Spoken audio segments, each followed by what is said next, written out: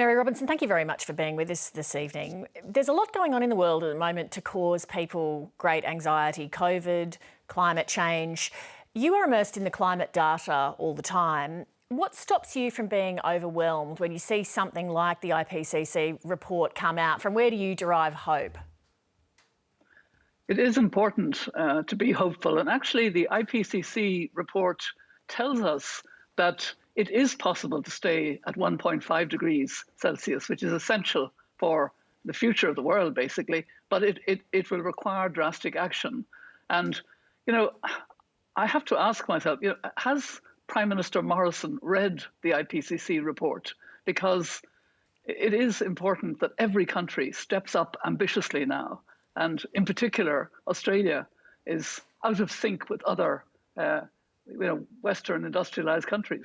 Well, our Prime Minister says that technology is the key to addressing climate change, that the world's efforts should be focused on developing countries because that's where 2/3 of emissions come from. Why do you object to that kind of emphasis? Well, I'm very aware of the heartbreak at the moment in the Pacific Islands. I've been there. I've been to Fiji. I've been to Samoa. I've been to the meeting of Pacific nations without Australia and New Zealand, the forum that they have on their own, when I was the special envoy of the Secretary General on climate change.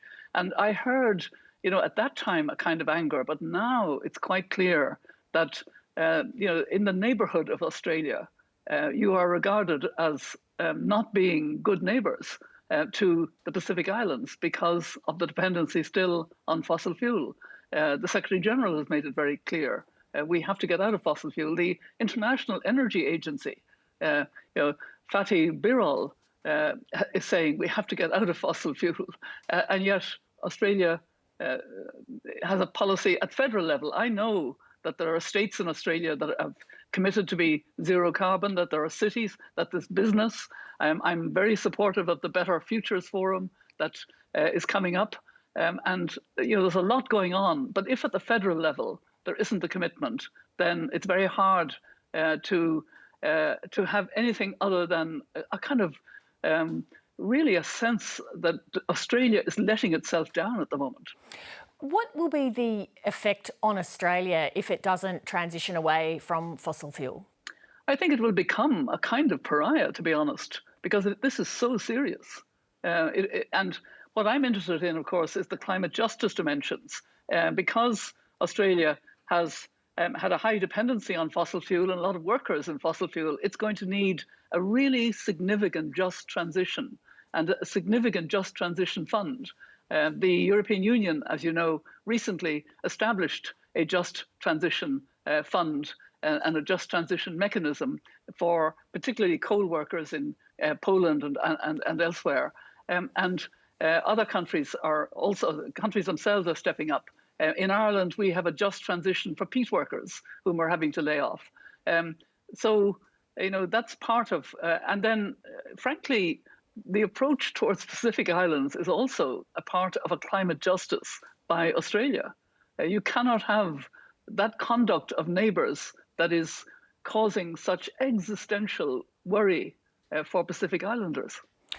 Australia, as you know, is not committed to net zero emissions by 2050. How is that position likely to go down at the International Climate Change Summit in Glasgow later this year? It's quite clear that there's going to be huge pressure for countries not just to be net zero by 2050, but what are they going to do between now and 2030? That's what matters. The nationally determined contribution that Australia is sitting on at the moment is far, far too low. It's to reduce by 25 to 26% reduction on 2005 levels. That's out of sync with what other countries, what Europe is doing, what under Biden, what the United States is now doing, etc.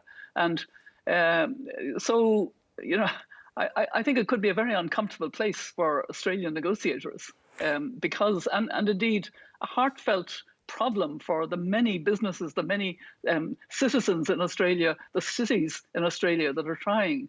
Mary Robinson, thanks very much for your time. Thank you. Hi, I'm Leigh Sales. Thanks for watching this story. If you'd like to watch more of 7:30's stories, they are on the left of your screen. And tap on the button below to subscribe and get the latest from ABC News.